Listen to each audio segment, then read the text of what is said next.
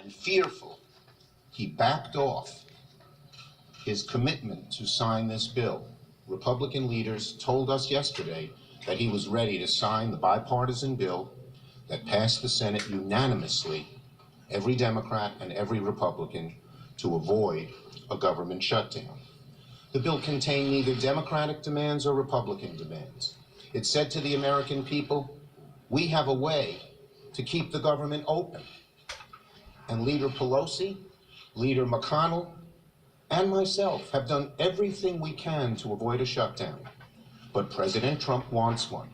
He's asked for one 25 times, and he said in front of us he'd be proud to shut down the government. It is nothing to be proud of. The bottom line is simple. The Trump temper tantrum will shut down the government, but we will not get him his wall. The bill that's on the floor of the House, everyone knows will not pass the Senate.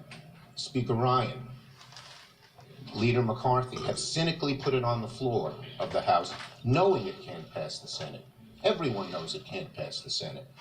It's a cynical attempt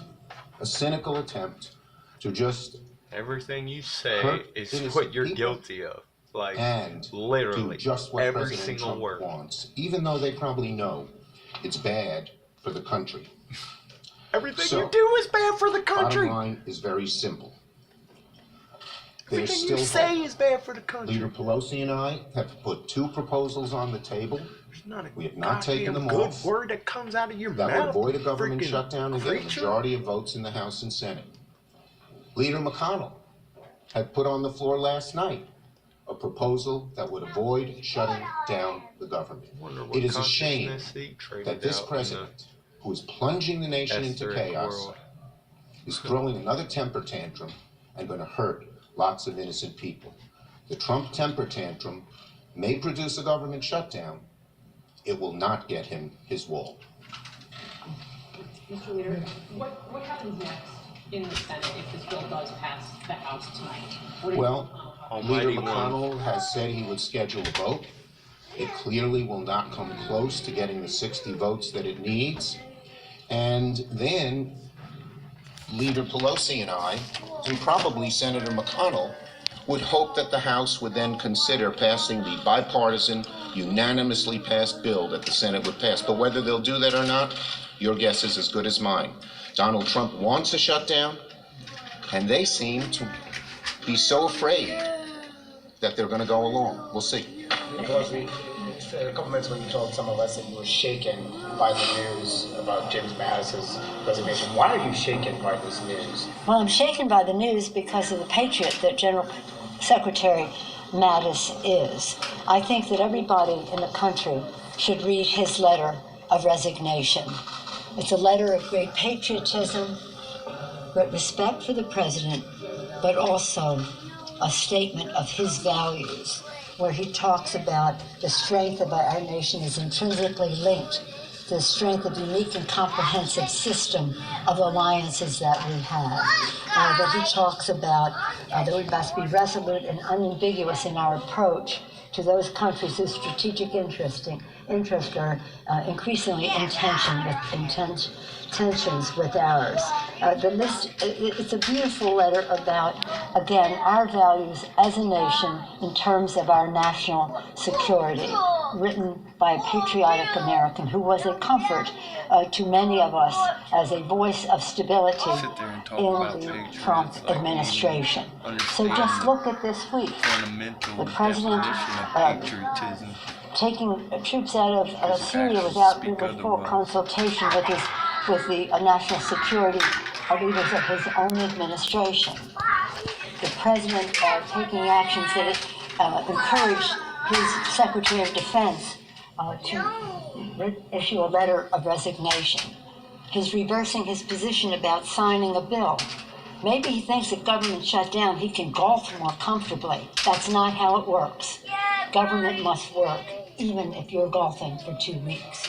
So there's something very wrong with this picture. And this resignation is one who just were briefed a week ago by Secretary Mattis and Secretary Pompeo, and that was last Thursday, so it was 1 week ago. Our troops look to Secretary Mattis as a leader, and now he is going to be leaving them. This is very serious for our country. I yield. Yeah. Secretary Mattis was one of the few symbols, the few items of strength and stability in this administration. And he's leaving Everything because that of indicates y'all. stability, everything that indicates strength, everything that indicates knowledge is leaving this administration. General Kelly, General Mattis, so many others, and McMaster, exactly. There is chaos now in this administration. This week was one of the most chaotic weeks we've ever seen in American government. Absolute And chaos. amazingly, they want to close the week. And you Trump guys are does, the culprits. by shutting down the government. Shutting down the government. Sitting there pointing the finger like it's this guy, this guy, this guy. Real disagreements with Chances the president are on it's Syria you and guys, on the you wall. guys. Some have speculated that the president was going to demand that he start building a wall, which he knows he can't do by law. And maybe that's one of the reasons he stepped down. Leaders, do you think there's any reasonable prospect that if there is a shutdown, you could override President's veto of a CR in the next week or so? You'd have to ask our Republican friends. It's very strange about how our Republican friends, the worse he gets, the more they rally round him. And this, just to refer back to what Leader Schumer has saying about That's the double voice of think for the stability, better he gets. in this administration and the people who have left. You have leaders, great leaders who have left the administration in dismay, and the rest of them have left in disgrace. And that's what this administration has been about. We don't want to be fear-mongers in terms of our country. This great country can withstand just about anything, but it shouldn't have to. It shouldn't have to. You're damn right it shouldn't have to withstand the evil iniquities that you guys are spew out. What it means to our country, for the message it sends to our troops, Ooh. and for the indication of what his view is of the commander-in-chief. Are Americans left faith without Mattis signing the Pentagon? David talks about you Look. all. Our military soldiers, 2.15 million of them, our civilian employees in defense looked up to General Mattis.